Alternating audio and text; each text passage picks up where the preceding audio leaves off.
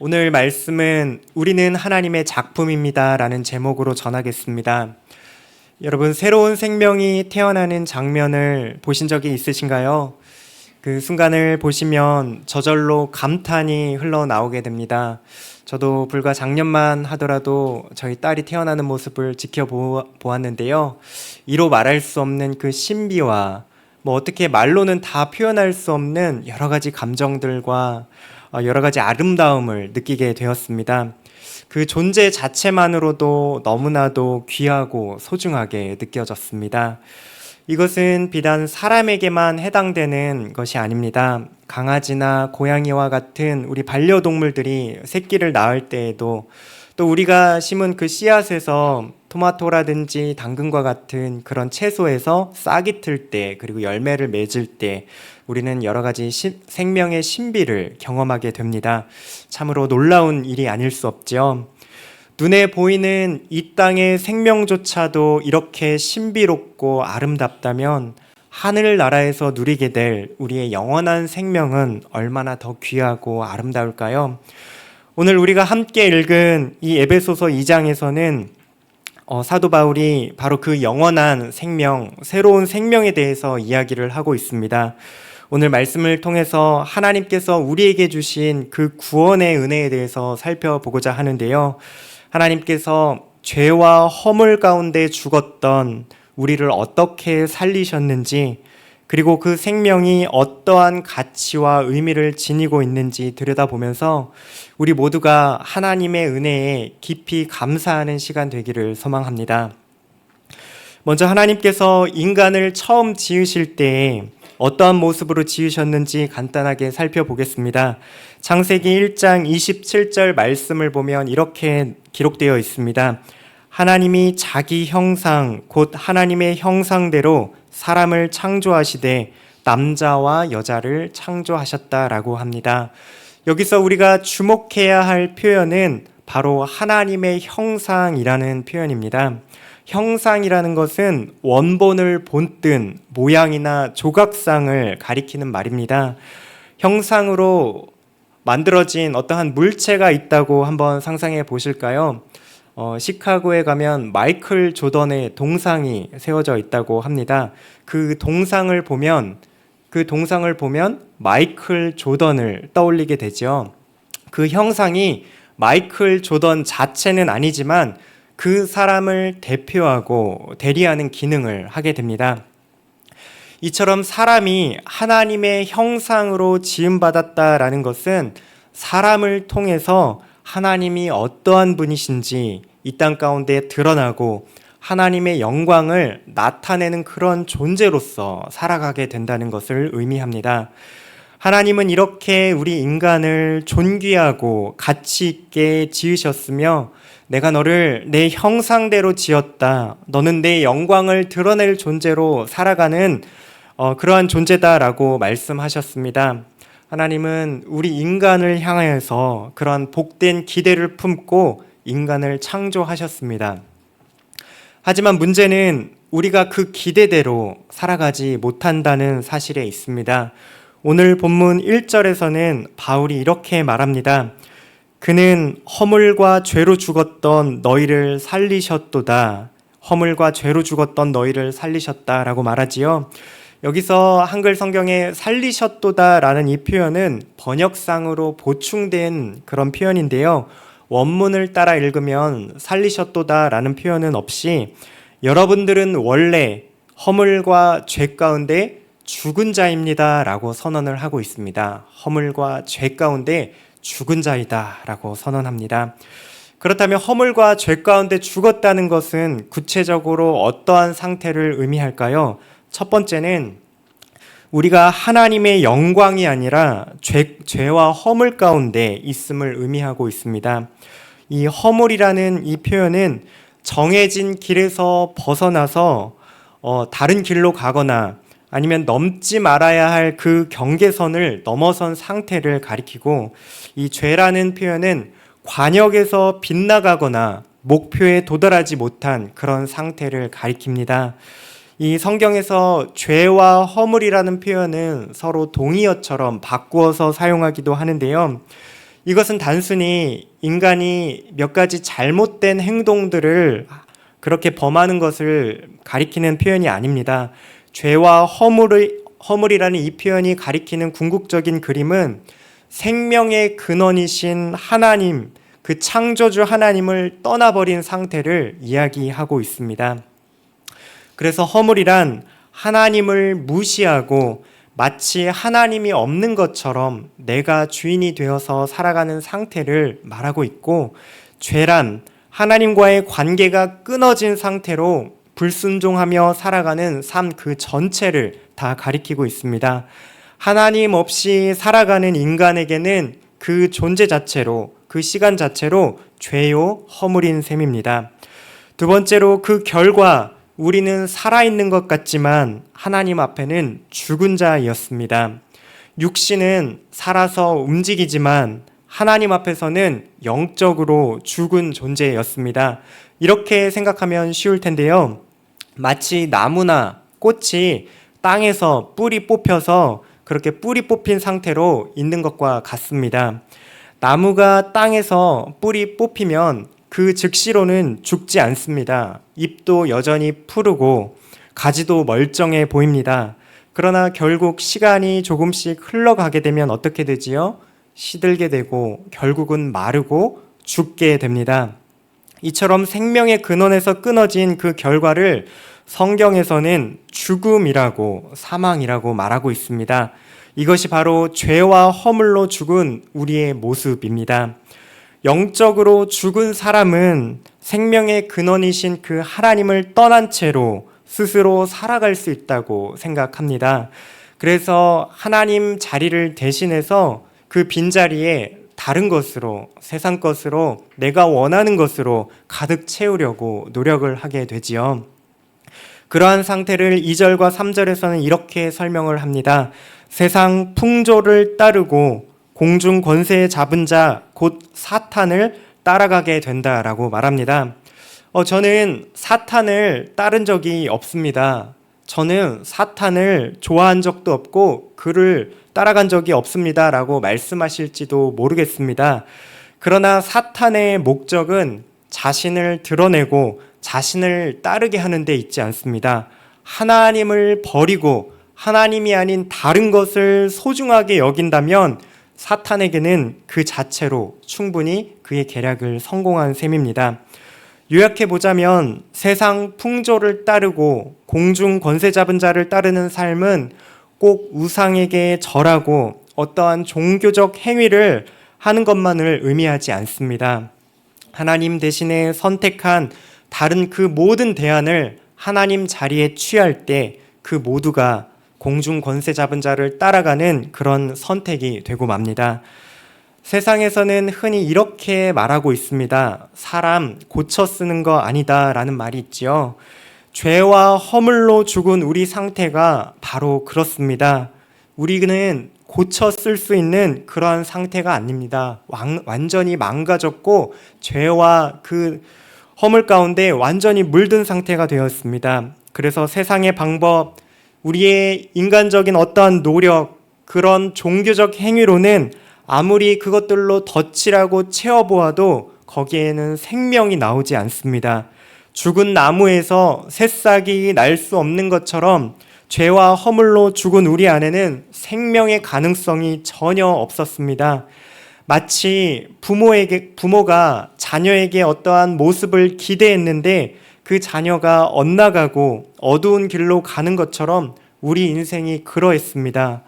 하나님이 주신 그 생명의 기대, 하나님이 우리를 처음 창조하실 때 가졌던 그 하나님의 형상으로서 지닌 가능성과 기대를 저버린 인생이었습니다. 그래서 3절에서는 우리를 두고 본질상 진노의 자녀였다라고 말을 하고 있지요. 그렇다면 이렇게 죽어가는 우리에게는 어떠한 소망이 있는 것일까요? 죽었던 우리가 다시 살아나려면 어떻게 해야 하는 것일까요? 우리를 살린 것은 나 자신이 아닙니다. 내 노력 때문도 아니고 사람 앞에서 내가 무언가를 내세울 만큼 업적이 있기 때문도 아닙니다. 다른 사람보다 먼저 구원을 받을 만큼 구원받을 자질이 조금 더 있었던 것도 아니었습니다. 사도 바울은 9절에서 이렇게 한마디로 정리합니다. 행위에서 난 것이 아니니 누구든지 자랑하지 못하게 함이라. 그렇다면 우리를 살린 것이 무엇일까요? 4절과 5절은 이렇게 말하고 있습니다. 함께 한번 읽어보시겠습니다. 시작. 긍휼이 풍성하신 하나님이 우리를 사랑하신 그 큰 사랑을 인하여 허물로 죽은 우리를 그리스도와 함께 살리셨고, 하나님께서 우리를 살리신 이유는 오직 한 가지입니다. 바로 하나님의 크신 사랑 때문입니다. 하나님의 사랑은 인간의 사랑과는 다릅니다. 인간의 사랑은 조건을 내걸고 우리 취향에 맞는 그런 사람을 찾아 사랑하려고 합니다. 사랑받을 만한 어떤 자격이 있을 때 우리는 사랑하기가 너무 쉽습니다.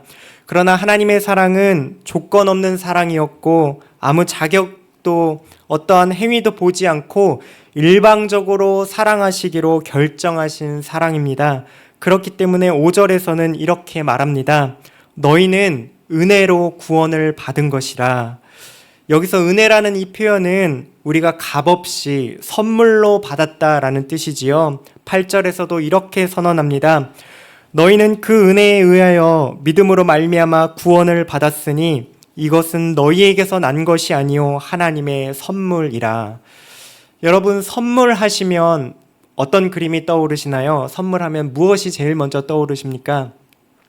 저는 크리스마스 때 산타가 선물 들고 오는 그 모습이 떠오릅니다. 여러분도 그러하신가요?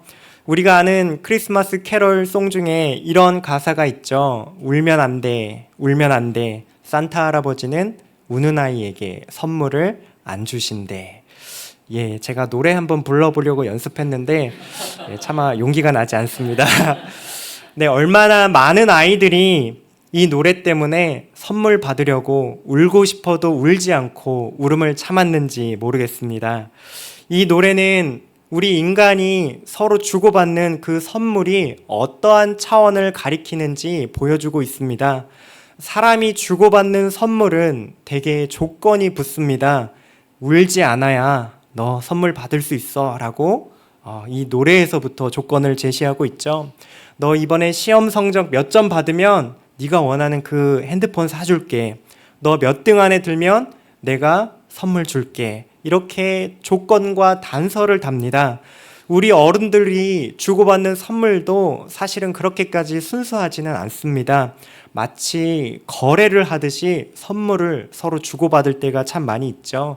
받는 사람도 마찬가지입니다.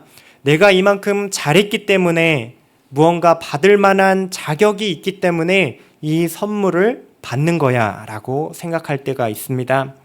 하지만 하나님께서 우리에게 주신 은혜의 선물, 그 구원은 이러한 차원으로 주신 것이 아닙니다. 우리가 힘들고 어려울 때 울지 않고 간신히 참아낼 때 그런 사람만 하나님이 골라서 구원을 주신 게 아닙니다. 우리 스스로를 고치고 바꿔내야 하나님 앞에 구원을 얻어낼 수 있는 것도 아닙니다. 하나님 말씀에 하나도 빠짐없이 순종한 사람만 하늘나라에 들어가는 것이 아닙니다. 실상 우리는 날마다 눈물을 흘릴 수밖에 없는 존재이지요. 우리의 삶이 완전하고 흠이 없는 사람 이 자리에 아무도 없습니다. 우리는 죄와 허물 가운데서 고통 가운데 신음하고 그렇게 살아가는 연약한 자들입니다. 그런데도 하나님께서는 우리를 사랑하시기로 결정하셨습니다.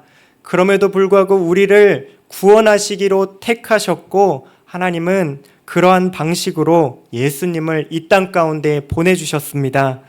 하나님을 떠나서 불순종하고 하나님을 기뻐할 수 없었던 우리를 대신해서 우리는 하고 싶어도 할 수 없지만 또한 하려는 그런 의지조차 없지만 예수님께서 우리를 대신하여서 십자가에서 죽기까지 우리를 위하여서 순종하셨습니다. 우리가 받아야 할 그 심판을 예수님께서 십자가에서 자신의 육체 가운데 모두 끌어안으심으로 우리를 사랑하셨습니다. 그렇기 때문에 우리는 구원을 받았습니다. 우리의 행위 때문이 아니라 오직 예수님께서 2000년 전에 십자가에서 행하신 일 때문에 그 공로에 의하여서 우리가 구원을 얻었습니다. 우리는 그 사실을 믿기만 하면 되는 것입니다. 거저 받는 선물이 바로 구원입니다. 하지만 세상은 말합니다. 우리가 이 세상에서 살아남으려면 더 많이 가져야 한다, 더 많이 노력해야 한다라고 이야기하지요. 그러나 하나님이 말씀하십니다. 예수 그리스도 하나님의 아들이 흘린 그 피값이면 충분하다라고 이야기하시지요. 다시 한번 말씀드립니다. 구원은 우리의 행위의 결과가 아닙니다. 만약 구원이 우리의 착한 행동에 달려있는 것이라면 우리는 늘 불안할 수밖에 없지요. 오늘 착하게 살았다고 안심하지만 내일 혹여나 우리가 실수를 하게 되면 우리의 구원은 또다시 흔들리게 됩니다. 울면 안 돼, 울면 안 돼 라고 말하면서 선물을 받으려고 노력하는 것처럼 하나님 앞에 잘 보이기 위해서 부단히 애쓰고 노력하고 그렇게 끊임없이 전전긍긍하지만 도대체 얼만큼 노력해야 하나님이 우리의 행위를 보시고 우리를 기뻐하시고 받아주실까 알 수 없이 불안에 떨 수밖에 없지요. 그러나 하나님은 우리에게 그러한 불안한 구원을 주시지 않으셨습니다. 구원은 완전한 하나님의 선물입니다. 이를 위해서 필요한 모든 대가는 예수님께서 십자가에서 이미 다 치러주셨습니다. 이 하나님의 사랑, 하나님의 은혜는 우리의 모든 연약함을 다 덮을 만큼 풍성히 넘치고 흐릅니다. 그렇다면 오늘 이 놀라운 구원을 선물로 받은 우리는 어떻게 살아가야 할까요? 이토록 귀한 구원을 하나님께서 우리에게 선물하여 주시고서는 우리를 세상 가운데 그냥 살아가라고 던져 놓으시지 않으셨습니다. 6절을 보십시오. 6절에서 이렇게 말합니다. 또 함께 일으키사 그리스도 예수 안에서 함께 하늘에 앉히셨다라고 말씀하고 있습니다. 새 생명을 얻은 우리는 이제 세상에 속한 사람이 아닙니다. 예수 그리스도 안에 속한 하늘의 시민권을 갖고 예수 그리스도와 함께 하늘에 앉은 하나님의 백성이 되었습니다. 우리는 세상에 발을 디디며 살아가고 있지만 우리의 소속은 하나님께 속하여 있습니다. 그리고 구원받은 것 그 자체가 은혜였고 선물이었던 것처럼 구원 이후에 우리가 하나님의 자녀답게 살아갈 수 있는 모든 필요한 것도 하나님이 하늘의 은혜로 채워주셔서 그렇게 살아가실 수 있게 이끌어 주십니다. 바울은 그래서 10절에서 이렇게 정리합니다. 세번역 성경으로 함께 읽어보시겠습니다. 시작. 우리는 하나님의 작품입니다. 선한 일을 하게 하시려고 하나님께서 그리스도 예수 안에서 우리를 만드셨습니다. 바울은 교회를 향해서, 성도인 우리를 향해서 하나님의 작품이라고 선포를 하고 있습니다. 여기서 작품을 뜻하는 헬라어 단어 포이에마라는 이 단어는 장인이 정성껏 빚어낸 그러한 작품, 걸작을 가리키는 표현입니다. 토기장이가 흙을 빚어서 그릇을 만들 때, 그리고 대장장이가 불과 망치를 사용하여서 보물을 만들어낼 때 사용하는 단어가 바로 포이에마, 이 작품, 걸작이라는 단어입니다. 여러분, 인간의 손으로 만든 작품도 우리 눈에는 굉장히 귀하게 느껴집니다. 예술가의 붓질 하나에도 값을 매길 수 없는 수많은 가치가 매겨집니다. 조각가의 작품 하나에도 어떤 박물관에서는 수천만 원, 수억 원에 이르는 가치를 붙이곤 합니다.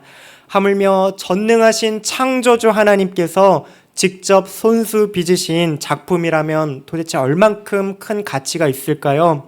그것은 세상의 그 어떤 것과도 비교할 수 없는 절대적인 가치를 지니게 될 것입니다. 바울은 바로 우리가 그러한 하나님의 작품이라고 이야기하고 있습니다. 하나님이 사랑하셔서 은혜로 구원하사 새롭게 창조하신 우리가 바로 하나님의 걸작품이라고 이야기합니다. 하나님은 우리를 은혜로 구원하시고 예수 그리스도 안에서 다시 빚어내시고 새롭게 창조하셨습니다. 단순하게 고쳐 쓰는 수준이 아니라 완전히 새로운 존재로 우리를 새롭게 창조하셨습니다. 처음 그 사람을 창조하실 때 목적을 가지셨던 것처럼 이제 우리도 하나님의 형상을 새롭게 회복하여서 그분의 영광, 그분의 아름다움, 하나님의 하나님 되심을 드러낼 수 있도록 우리가 새롭게 지음을 받았습니다. 그런데 성도 여러분, 솔직히 한번 우리가 고백해 보실까요? 여전히 우리 안에는 이전에 하나님을 믿지 않을 때 가졌던 그 죄와 허물이었던 그 옛사람의 상태로 여전히 우리가 살아가고 있지는 않으신가요? 오늘도 우리는 여전히 혈기를 내고 죄를 짓고 세상 것을 추구합니다. 하나님의 뜻은 알지만 육신의 욕망을 향하여서 달려갈 때가 너무나도 많이 있습니다. 그렇다면 우리는 혹시 구원받은 게 아닌 걸까요? 아니면 우리의 구원이 오늘 우리의 잘못으로 인해서 취소된 것은 아닌 걸까요? 정답은 아니오입니다. 구원은 행위로 얻는 게 아닌 것처럼 우리의 행위로 인해서 하나님의 은혜가, 그분이 주신 구원의 선물은 결코 취소되지 않습니다. 다만 우리는 이미 구원받았지만 아직 그 완성에는 이르지 않았을 뿐입니다. 토기장이신 하나님은 계속해서 우리를 그분의 작품으로 완전한 형상을 향하여서 빚어가고 계시는 중이십니다. 그렇기 때문에 낙심하지 않기를 바랍니다. 우리는 실패할 수 있어도 하나님의 은혜는 우리를 결코 포기하지 않으십니다. 울면 안 돼, 울면 안 돼 노래 부르며 억지로 울음을 참으려고 노력하지 않아도 괜찮습니다. 울 수밖에 없고 힘들고 고통스러운 그런 연약한 모습이어도 괜찮습니다.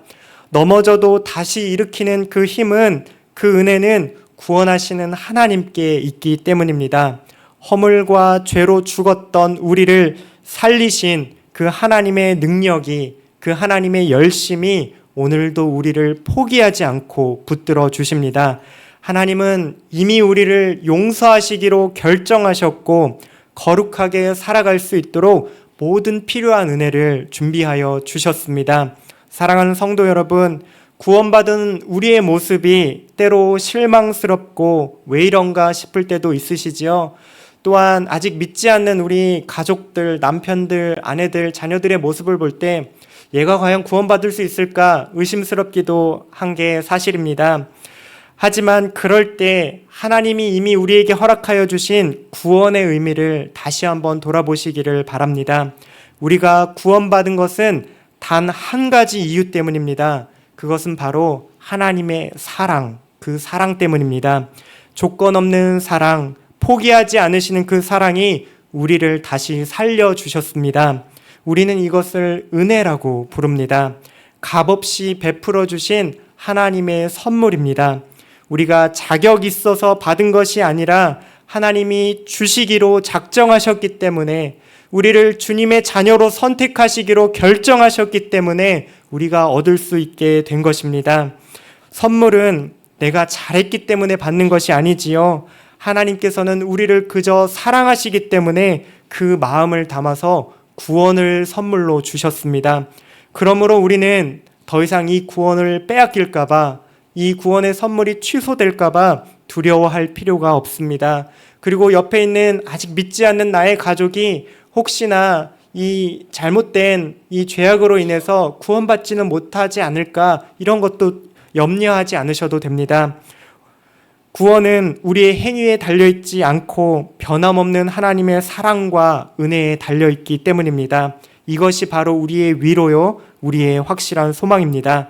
성도 여러분, 우리는 실패할 수 있습니다. 넘어질 수도 있습니다. 그러나 하나님의 은혜는 우리를 결코 포기하지 않으십니다. 그분은 우리를 붙드셔서 끝까지 그분의 형상으로서, 그분의 작품으로 우리를 완성하여 가실 것입니다. 그러니 낙심하지 마십시오. 하나님의 사랑과 은혜와 그 선물을 믿음으로 붙드시기 바랍니다. 그리고 일상 속에서, 가정에서, 일터에서, 교회와 세상 속에서 하나님의 작품으로 아름답게 하나님을 드러내는, 하나님의 영광을 나타내는 그런 존재로 살아가십시오. 우리의 삶이 하나님의 은혜를 증거하는 그런 아름다운 형상으로 살아가게 되기를 축원드립니다. 믿음의 한 줄 고백 함께 고백하시겠습니다. 우리는 은혜로 구원받은 하나님의 걸작품입니다. 오늘도 하나님의 은혜로 살아가고 은혜로 주님을 닮아가는 작품 되게 하옵소서.